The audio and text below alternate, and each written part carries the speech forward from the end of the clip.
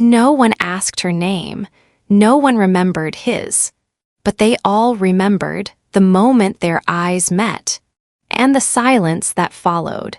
The year is 2479. Humanity has gone far beyond the stars.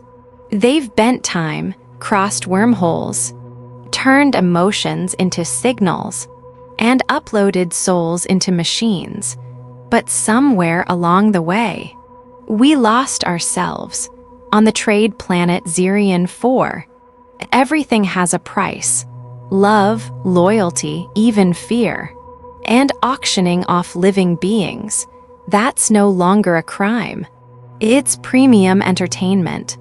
A twisted show for the rich and powerful, who come not to buy, but to watch the unbreakable finally break. Intelligence is no longer a gift. It's a tool to control. Pain isn't something to heal. It's streamed, monetized, and replayed. This is a galaxy where humanity is measured in credits, and dignity is just another number on a screen.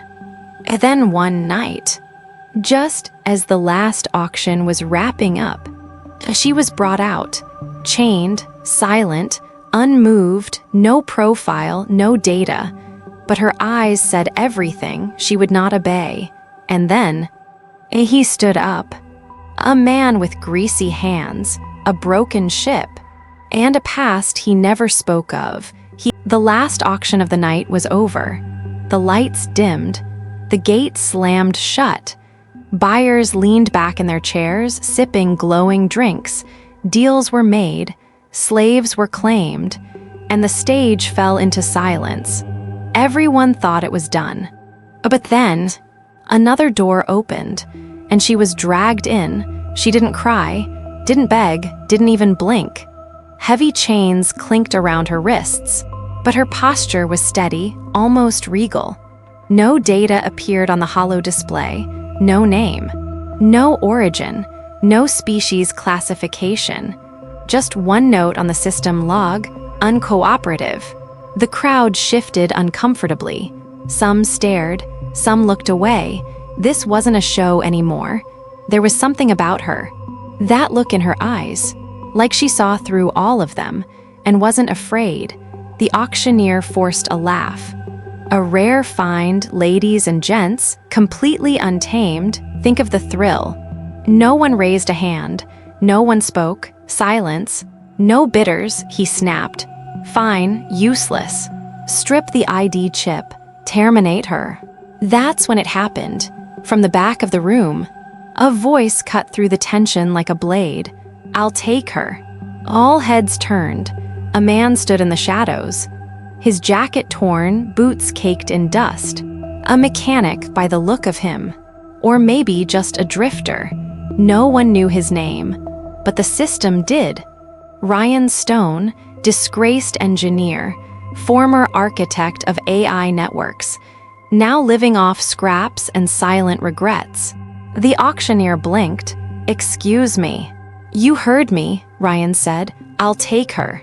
Laughter broke out, nervous, uneasy.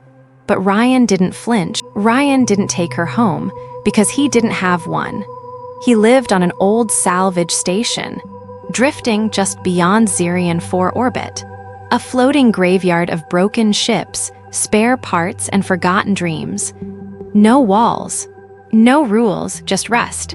And time. He gave her a small corner to rest, bare but dry. A blanket. A plate of food left quietly on a crate. She never spoke, but she watched, not with suspicion, with focus, the kind that could take apart a machine, just by listening to how it breathed.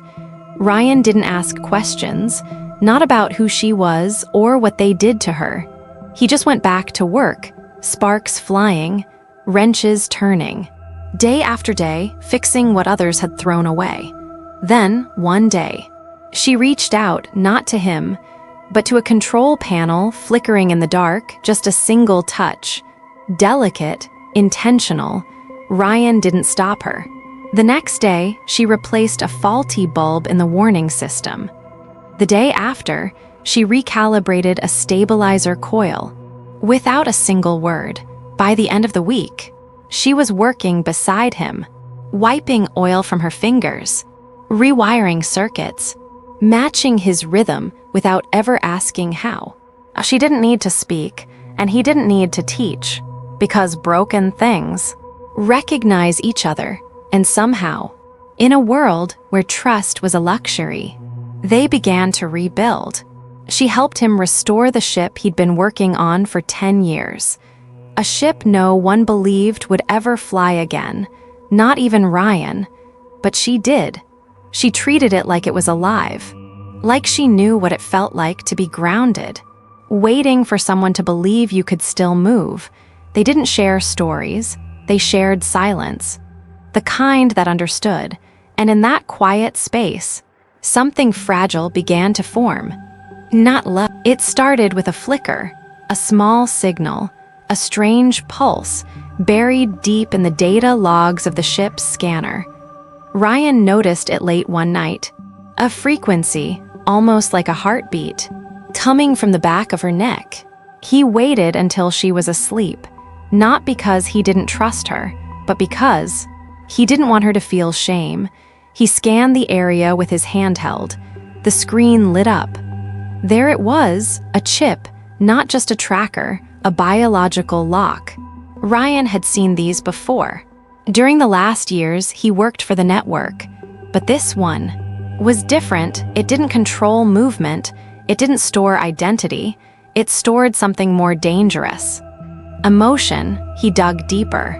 Encrypted neural pathways, adaptive learning spikes, and at the center, a dormant frequency designed to trigger empathy. She wasn't just someone's prisoner.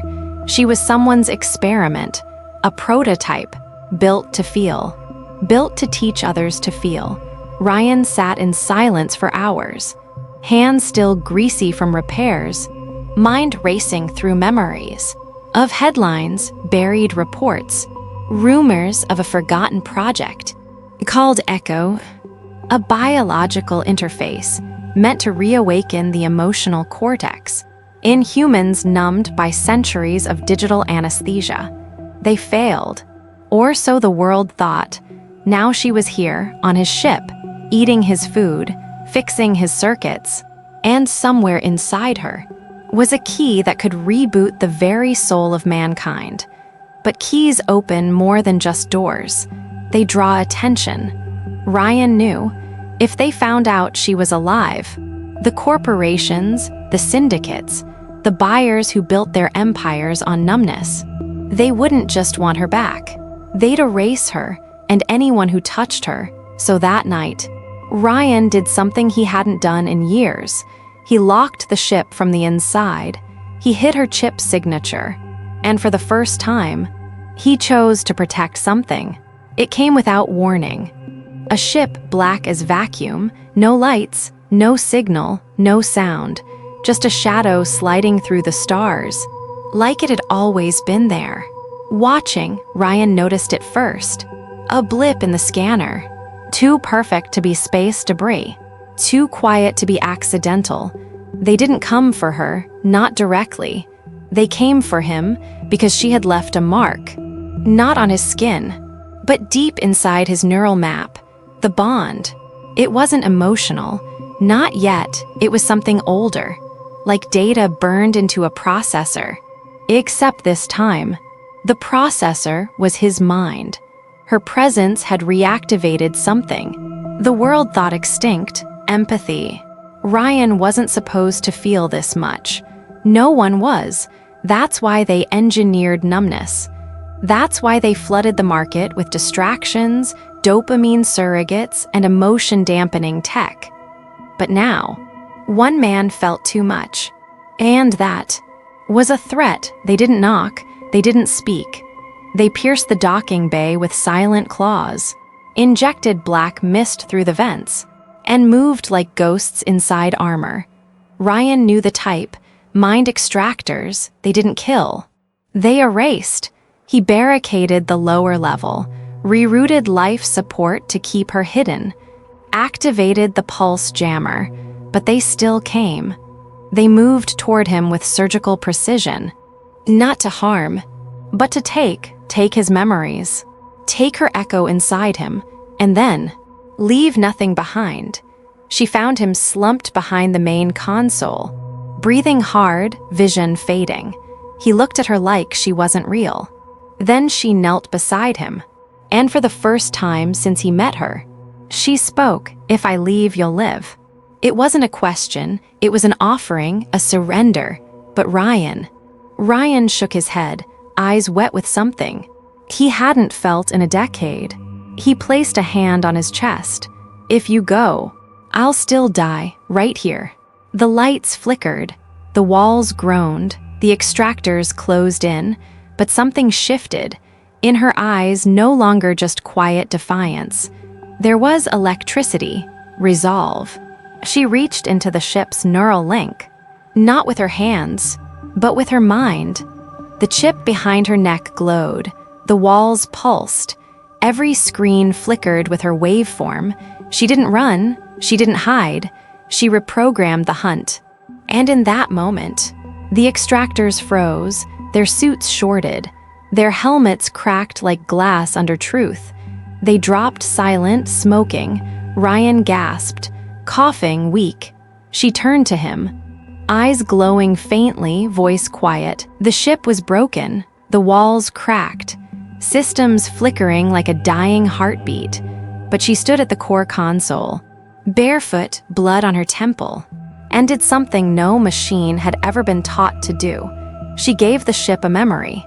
Not a map, not code, a memory her own. She laced the control system with images, fragments of faces she never saw again, sounds from a planet no longer on the charts, the scent of ash, the feeling of running, and the moment her freedom was stolen, all layered together into a perfect illusion. When the hunters scanned the ship again, they didn't see her. They saw a decoy trail, a phantom echo drifting into the sun. They followed it. She and Ryan, they went the other way, beyond the edge of regulated space, past the coordinates marked as irrelevant. They found a place no one cared to map, a neural shadow zone, where no signals could be traced, where thoughts disappeared in static. It was quiet, not silent like fear, but quiet like peace. Ryan collapsed on the floor, laughing, not from joy, not really, but from the release of pressure, of fear, of carrying too much for too long. She sat beside him, took in the stars, the way they flickered, unfiltered by domes or contracts or surveillance.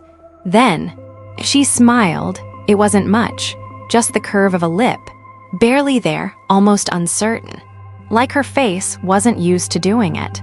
But it was real. Ryan saw it, and something in him cracked wide open. His chest tightened, his vision blurred, and for the first time since he buried his brother, since he walked away from Earth, he cried, not because he was sad, but because he finally wasn't alone anymore. A girl once sold as uncontrollable, a man once labeled obsolete, sitting on the floor of a half-broken ship, in a nowhere part of space, creating something that couldn't be coded, replicated, or monetized. Connection, real, raw, messy connection. And somewhere far away, systems blinked red, alarms buzzed in data towers. Something in the network shifted, because two signals had just gone dark, not out in the dark folds of space, far from the trade routes and star stations. There's talk of a place, a drifting outpost with no coordinates, no ID, no allegiance, just a whisper on encrypted channels. If you're being hunted, head to the shadow lane near Sector Null. No one knows who runs it, no official logs, no footage, but every now and then, someone says they saw them.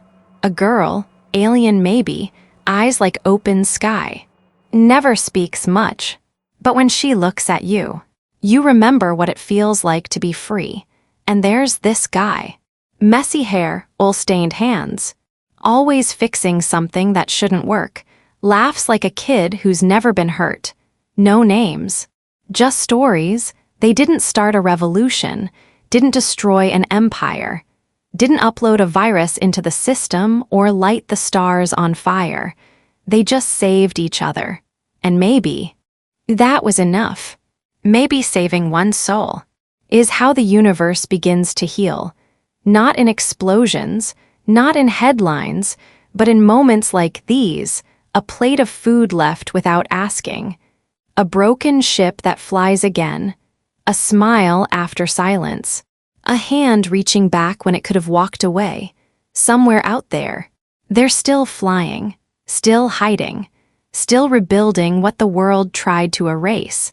And though they have no official records, no identities that scan, the galaxy remembers them anyway. Not because